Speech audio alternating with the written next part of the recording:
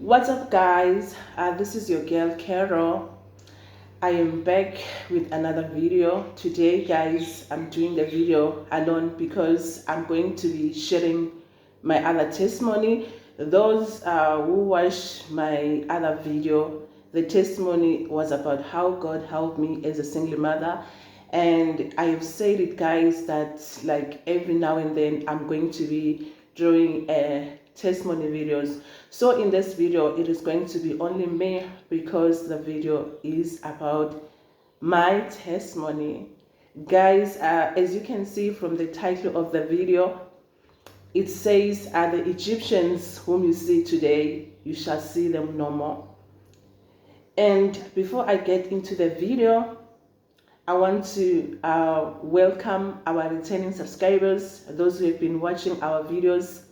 Thank you so much, guys, for your love and support. We are not taking that for granted. We really appreciate what you are doing for our channel. And then to our new subscribers, thank you so much for joining our family.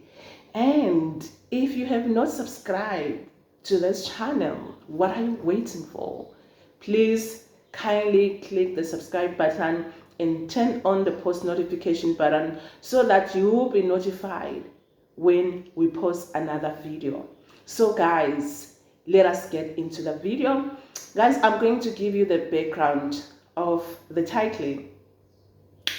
Guys, when the children of Israel were enslaved in Egypt, God sent Moses so that he can deliver them from the land of Egypt, the land of bondage where they worked as slaves.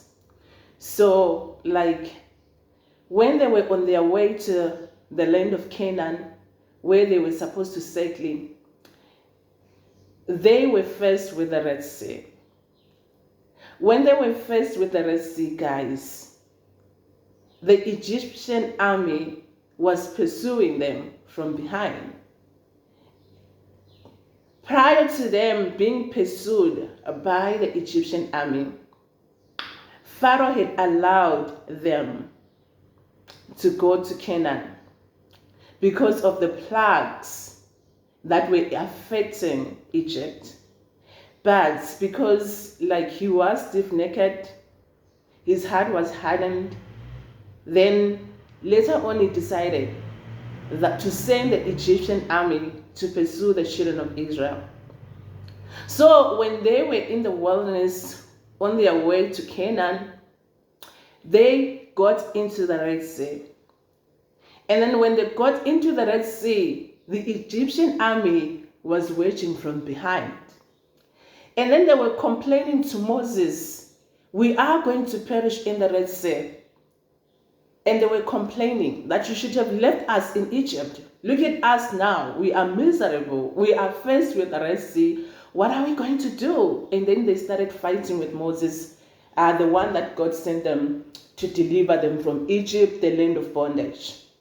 And then God said to Moses, the Egyptians whom you see today, you shall see them no more. Be still and know that you are God. So guys, I decided to refer to that story before I share some of my testimonies that are similar. Like, they are not the same as that experience, but they are similar to that experience. And I decided to bring out this biblical story. I don't like to call it a biblical story because it's something that has really happened. And God said to Moses, what you have in your hand? And Moses said, I have a staff or a rod. And God told Moses to draw the staff into the Red Sea, and the Red Sea parted, and the children of Israel, they walked on the dry ground, and they crossed over the other side. And then, when the Egyptian army saw that the Red Sea was parted for the Israelites, they followed, and they pursued the children of Israel. When all the army was inside the Red Sea, the waters closed, guys, on them, and they all perished.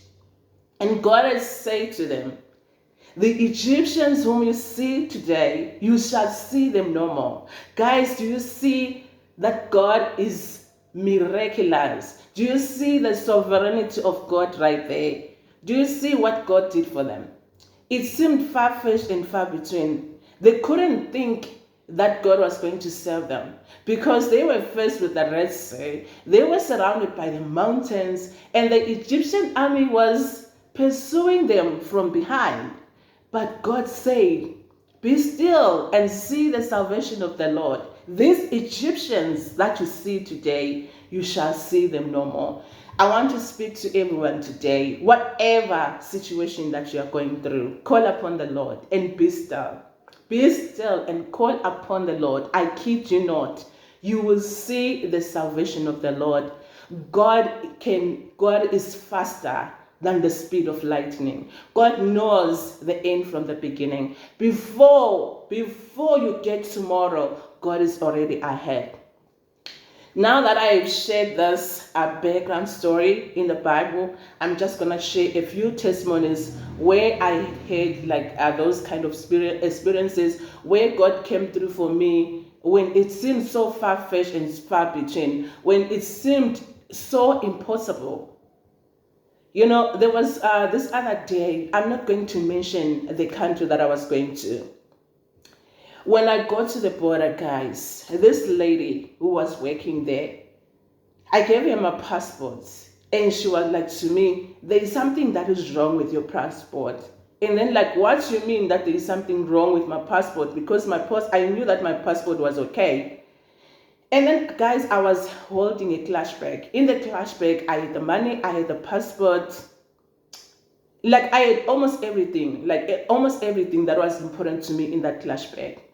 Because now I was so confused. I didn't know what to do. And I didn't even understand what this lady was talking about, guys. Because I knew it to my spirit that everything was okay with my passport. And she said, "You know what? These stamps," she was talking about the stamps when I went to another country, which was totally different from the country that I was in. And she was like, "You overstayed your transit visa." I was like, "What do you mean? What do you mean?" Because all the stamps, they look fine. Guys, I was just panicking. I didn't know what to do. And then I put down my clutch bag. And then when she saw that I put down my clutch bag, she sent me to another office. Guess what she did? I left my clutch bag there. She took my clutch bag with my cell phone inside, with my cards inside, with my money inside. And she was telling me, "No, you cannot pass through the border. You need to go back." And then I went to this other guy so that he can confirm. I was moved from one office to the other. So I went to this other guy's office who had to confirm if there was anything wrong with my stamps and everything. And everything was just fine, but she kept on saying, "No, she cannot pass, she cannot pass." And then now when I'm coming back from the other guy's office, I don't have my clutch bag. I have no money. I don't have my cell phone. I didn't even know what to do. Now I was outside the border and there were taxis that were going back to Johannesburg because I was told that I must go back. I must go back to South Africa. And then when I got outside, I was crying, guys. I didn't have money. And then before I left, I asked her, "I left my clutch bag here. Where is my clutch bag?" And she was like to me, "I didn't see it. I didn't see it." Then I went outside there and I went to those taxi drivers and I'm crying. And then the taxi driver said to me, "We are going to give you a free ride, but you need to wait for the last taxi that is going to Johannesburg." Guys, it was a long wait. I waited, guys, for hours. And then finally I got into the last taxi. Guess what? The taxi didn't get full, guys. And then they were like, "No, the taxi cannot go when it's not full." So they canceled the trip. And one of them had to take me to the police station because I refused to sleep in that taxi. One of them had to take me to the police station, the taxi drivers. I had to sleep on the bench at the police station. And the next morning, I had to come back to where the taxi rank was. It was very, very far, but because God is merciful, God is love, God is caring. Because I was thinking to take like an hour walk or even a 2 hour walk back to the border. And then when I was walking, this guy was driving a truck stop for me and said, "Where are you going?" And I told him where I was going. And he said, "Get in there." And guys, I was putting my life at risk because I didn't know this guy. He was a complete stranger. And I had to get into the truck. And when I was thinking of that journey, like I had to go because I had no money, I had no card, I had no cell phone to call anyone.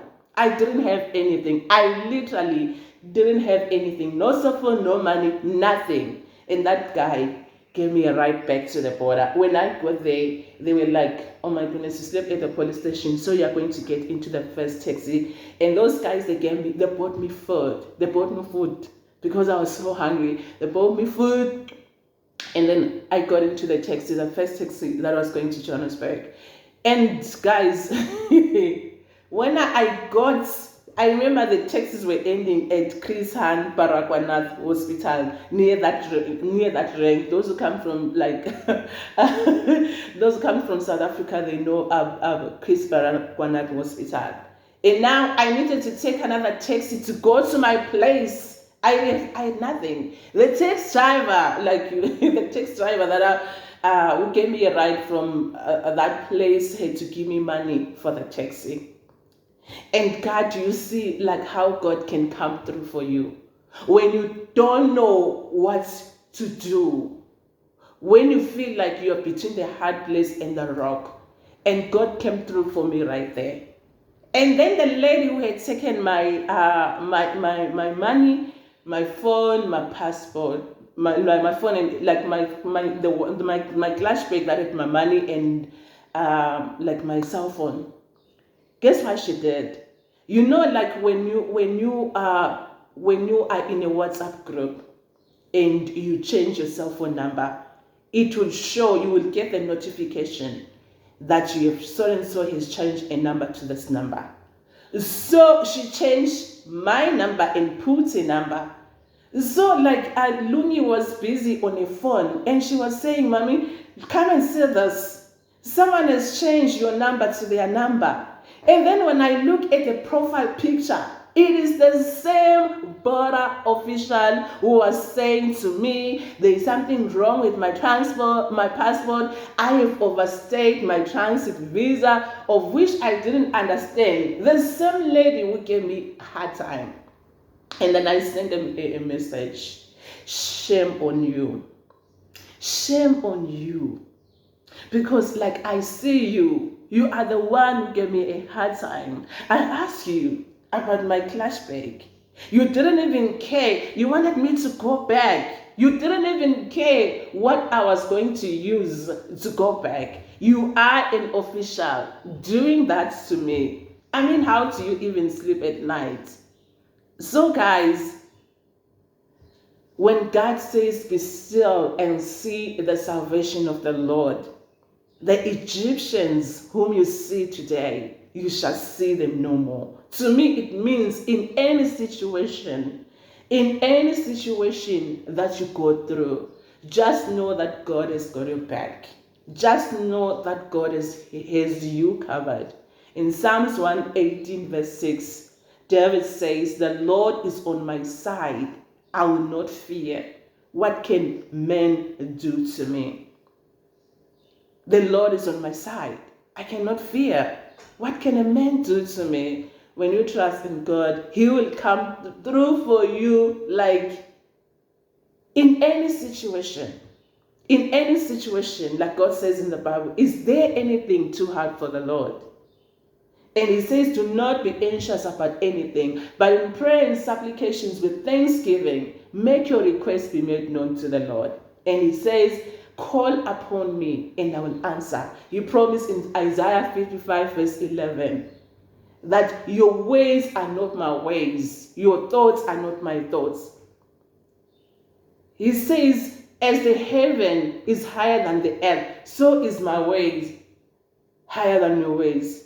He says, "As the rain comes down from heaven to earth to make it bud and flourish, to give the bread to the eater and seed to the sower, so does my word that comes out of my mouth. It will not return to me void. Which means when God has promised something, He will make sure that His word is fulfilled. His word will not return to Him void. Just like He promised the children of Israel, that the Egyptians whom you see today, you shall see them no more. Like, guys, I'm going to be showing some of my testimonies, because when we were telling you about us in the Get to Know Us video, guys, if you have not watched that video, please go back to that video. Guys, we were very loud and clear about who we are. We believe in God, and without God, we are nothing, guys. And for us, it's God over everything. So, like, here and there, I'll be sharing my testimony, because I'll be sharing my testimonies because there is so much that the Lord has done for you. And I want to say to somebody, if whatever you are going through, you just be still and see the salvation of the Lord. He promised in Isaiah 65 verse 24 that it shall come to pass that before they call, I will answer. While they are yet speaking, I will hear. So, guys, whatever it is, guys, just call upon the Lord. And remember Psalms 91 verse 1. You can read the whole chapter. It says, he who dwells in secret place of the Most High shall abide under the shadow of the Almighty. You know, you dwell in the secret place by praying, closing your door in your closet, and you are talking to God. You are in the secret place. You are dwelling in the secret place, reading the word, reading the Bible. It is going to help you to understand the promises of God, so that when you find yourself in situations where people they are attacking you, you'll be reminded when God said to the children of Israel, when they were faced with the Red Sea, when they were surrounded with the mountains, he said to them, be still and see the salvation of the Lord. The Egyptians whom you see today, you shall see them no more. Thank you so much, guys, for listening to my testimony. I hope this testimony is going to help somebody out there. So if you have watched up to this far, guys, thank you so much for watching. And guys, can you please share our videos? Like we always say, tell a friend to tell a friend. And if you have not liked the video, please do so. If you have not subscribed, what are you waiting for? Please subscribe and join the family. This is the end of the video, guys. I will see you in the next one. Bye-bye, guys. We love you, guys.